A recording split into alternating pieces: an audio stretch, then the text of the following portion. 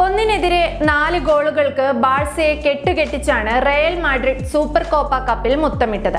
L ക്ലാസിക്കോയുടെ പോരാട്ട വീര്യം പുറത്തെടുക്കാനാവാതെ Barcelona റയലിനു മുന്നിൽ തല കുനിക്കുകയായിരുന്നു. റിയാദിലാണ് മത്സരം നടന്നത്. ഈ മത്സരത്തിന് സാക്ഷിയായി മുൻ റയൽ സൂപ്പർ താരം ക്രിസ്ത്യാനോ റൊണാൾഡോയും ഉണ്ടായിരുന്നു.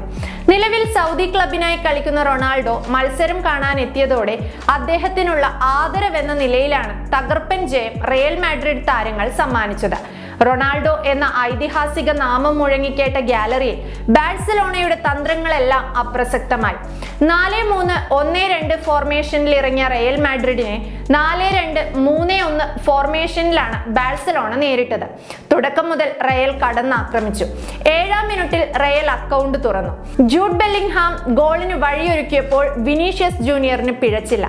തുടക്കത്തിലേ ലഭിച്ച ലീഡ് മുതലാക്കി കളിച്ച റയൽ 10-ാം മിനിറ്റിൽ ലീഡ് ഉയർത്തി. റോഡ്രിഗോയുടെ അസിസ്റ്റിൽ വിനീഷ്യസ് ജൂനിയറാണ് വല കുലുക്കിയത്. ഗോൾ മടക്കാൻ ബാഴ്സലോണയുടെ ചില മികച്ച മുന്നേറ്റങ്ങൾ ഉണ്ടായെങ്കിലും ഒന്നും ഗോളിലേക്ക് എത്തിയില്ല. 33-ാം മിനിറ്റിൽ ബാഴ്സലോണ ഒരു ഗോൾ മടക്കി. ലയണൽ മെസ്സിയുടെ പകരക്കാരനായി ബാഴ്സലോണ കണ്ടെത്തിയ റോബർട്ടോ ലെവൻഡോസ്കിയാണ് ബാഴ്സലോണയുടെ ഏക ഗോൾ നേടിയത്. ഒരു ഗോൾ നേടിയതോടെ തിരിച്ചുവരവ് പ്രതീക്ഷയിലായിരുന്നു ബാഴ്സലോണ. എന്നാൽ 39-ാം മിനിറ്റിൽ വിനീഷ്യസ് ജൂനിയറിലൂടെ വീണ്ടും റയൽ ലീഡ് ഉയർത്തി. ഇത്തവണ പെനാൽറ്റി വിനീഷ്യസ് വലയിലാക്കുകയായിരുന്നു. ഇതോടെ യുവ സൂപ്പർ താരം ഹാട്രിക്കും പൂർത്തിയാക്കി. ആദ്യ പകുതിക്ക് വിസിൽ മുഴങ്ങുമ്പോൾ 3-1 വ്യക്തമായ ആധിപത്യം റയലിനുണ്ടായിരുന്നു. ആദ്യ പകുതിയിൽ 60% പന്തടക്കത്തിൽ മുന്നിട്ട് നിൽക്കാനും 8-നെതിരെ 9 ഗോൾ ശ്രമം സൃഷ്ടിക്കാനും ബാഴ്സലോണയ്ക്കായിരുന്നു. എന്നാൽ ഭാഗ്യം മാത്രം തുണച്ചില്ല. രണ്ടാം പകുതിയുടെ 61-ാം മിനിറ്റിൽ 3 മാറ്റങ്ങളാണ് ബാഴ്സലോണ ടീമിൽ വരുത്തിയത്. എന്നാൽ മാറ്റങ്ങളില്ലാതെ തുടർന്ന റയൽ 64-ാം മിനിറ്റിൽ 4-ാം ഗോളും അക്കൗണ്ടിലാക്കി. റോഡ്രിഗോയാണ് റയലിനായി ലക്ഷ്യം കണ്ടത്. പിന്നീട് അങ്ങോട്ട് 5 മാറ്റങ്ങൾ വരുത്തിയ റയൽ പ്രതിരോധ കോട്ട തീർത്ത് ബാഴ്സയെ തളച്ചു.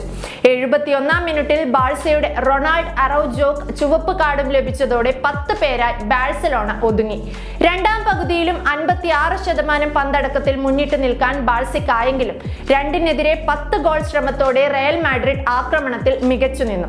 ഒടുവിൽ ഫൈനൽ വിസിൽ മുഴങ്ങിയപ്പോൾ 4-1 വമ്പൻ ജയത്തോടെ റയൽ മാഡ്രിഡ് സ്പാനിഷ് കപ്പിൽ മുത്തമിട്ടു. റയൽ മാഡ്രിഡിന്റെ 13-ാം സൂപ്പർ കപ്പ് കിരീടമാണിത്. 14 കിരീടങ്ങളുള്ള ബാഴ്സലോണയാണ് സൂപ്പർ കപ്പിൽ കൂടുതൽ കിരീടങ്ങളുള്ള ടീം.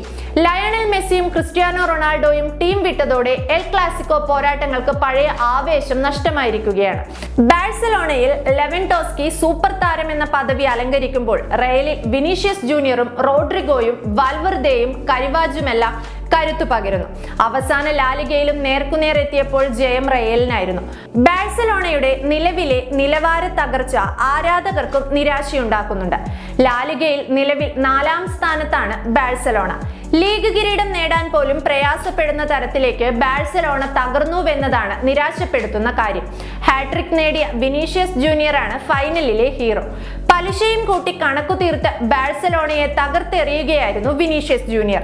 വിങ്ങുകളിലൂടെ വിനീഷ്യസ് പന്തുമായി മുന്നേറി തുടങ്ങിയതോടെ ബാഴ്സലോണയുടെ പ്രതിരോധ കോട്ട പൊളിഞ്ഞു.